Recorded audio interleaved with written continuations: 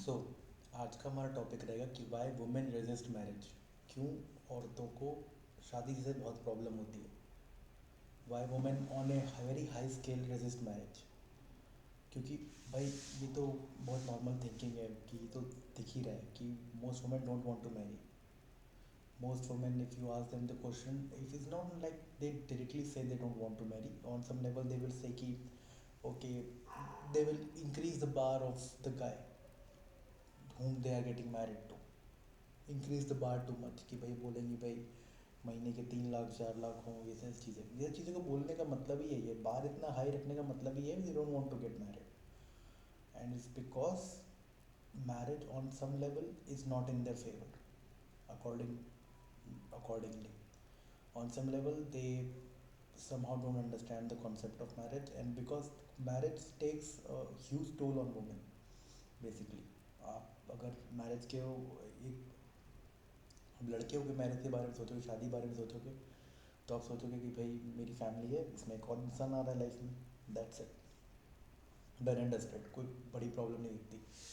But from the perspective of A women, marriage is something like a complete face change, complete phase shift होता है। क्योंकि just कि आप बचपन से जान रहे हो, आप देखते आ रहे हो कि 24-25, आप लड़की हो मान लो, और अब जब बचपन से देखते आ रहे हो कि 24-25 साल की एज के बाद काइंड ऑफ जो आपसे बड़ी दीदियाँ हैं जो भी हैं, उनकी वजह से ऐसी शादी हो रही है, वो लोग घर छोड़ के चली जा रही हैं और कहीं और रह रही हैं, उसको घर ना घर कह रही हैं, है ना। आप देखते आ रहे हो बचपन से, तो आप एक माइंड में कहीं ना कहीं रहता है यार कि जहाँ मैं रह रही हूँ वो घर तो नहीं है मेरा, this is not my home is somewhere else.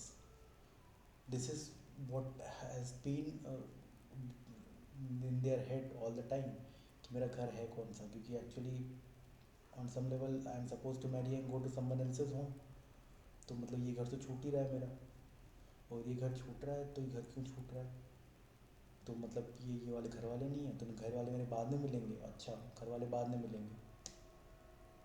तो पॉइंट तो आता है कि मतलब concept of marriage is basically on some level उनको समझ नहीं आता, और किसी को समझ नहीं आता बाय द वे। ऐसा नहीं कि उनकी कोई गलती है, इट जस्ट द फैक्ट कि वो लोग मतलब मैरिज असल में उनके लिए बहुत स्ट्रेसिंग हो जाता है, बहुत स्ट्रेसफुल हो जाता है। अगर वो मुझसे बोले कि मुझे 26-27 की उम्र में शादी करे, किसी और के घर में रहना है, कम्प्लीटली घर ही बदल लेना है मुझे अपना, और ना घर बदले कहीं और रहना है, तो I will not be happy with it, I will completely say no to it, I will not be okay with it. किस एंगल से भाई, क्यों क्यों क्यों अपना मैं घर शिफ्ट करे कहीं और रहूँ, किसी और को फैमिली बना दूँ, किस आधार पर किसी और चीज़ को फैमिली बना दूँ मैं। कोई सेंस बनता है किसी और चीज़ को फैमिली बोलने का?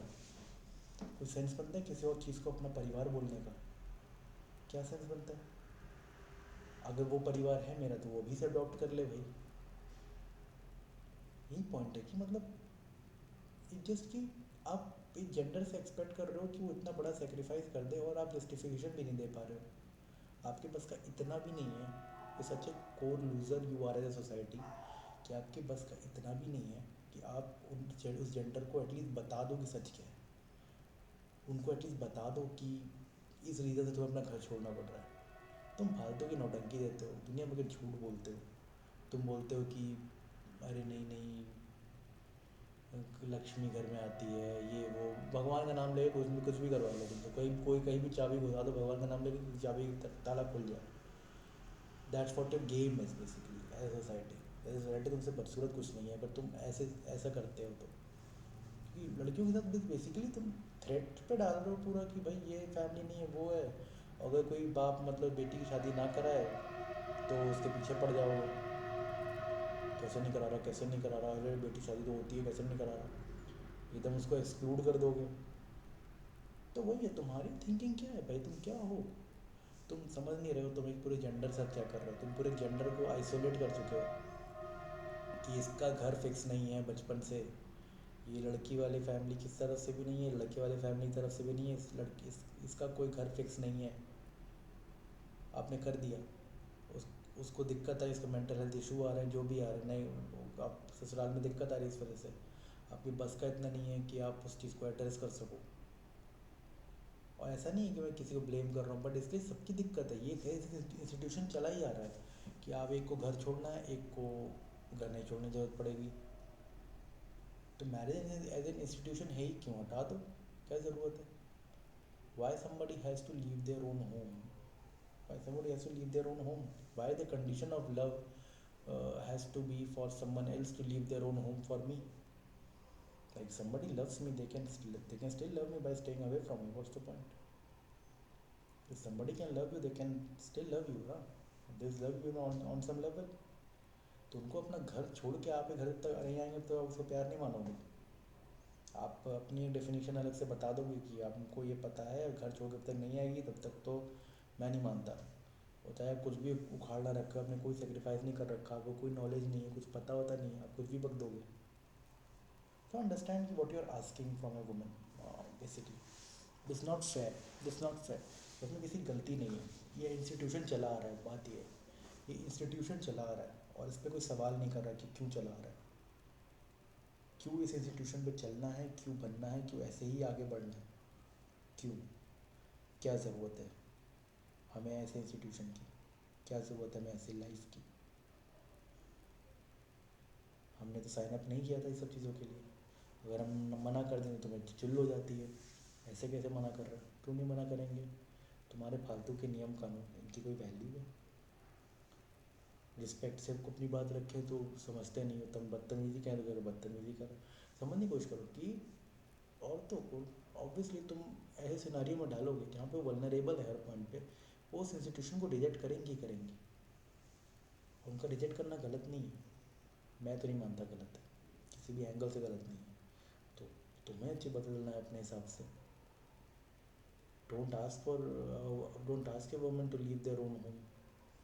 डेटिंग करते हो जब तुम किसी लड़की के साथ तुम डेट कर रहे होते हो, तुम किसी लड़की को डेट कर रहे होते हो तो क्या तुम उसे घर पे बुला लेते हो अपने? नहीं ना।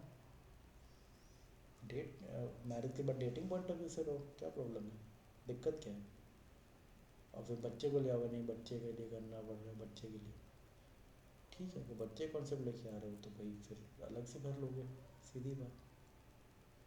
बट सिर्फ अलग से घर लेने का कोई गलत नहीं है, बट मैं बस ये नहीं समझ पा रहा हूँ कि तुम ऐसा प्यार क्या कर रहे हो किसी से कि उससे कह रहे हो कि तुम अपनी फैमिली छोड़ के आ रहे हो, तुम किसी से अपनी फैमिली छुड़वा रहे हो उसकी, तुम इमोशनली डिटैच कर दे रहे हो, और जब उसको मेंटल हेल्थ इशू आ रहा है तुम्हारे साथ रहने में तो तुम्हें समझ में नहीं आ रहा है क्या हुआ, तुम्हें इतनी बेसिक चीज़ समझ में नहीं आ रही, ये तुम कहना चाह रहे हो as a guy, this is what you don't understand, that what you are doing to someone and what is happening to your own home.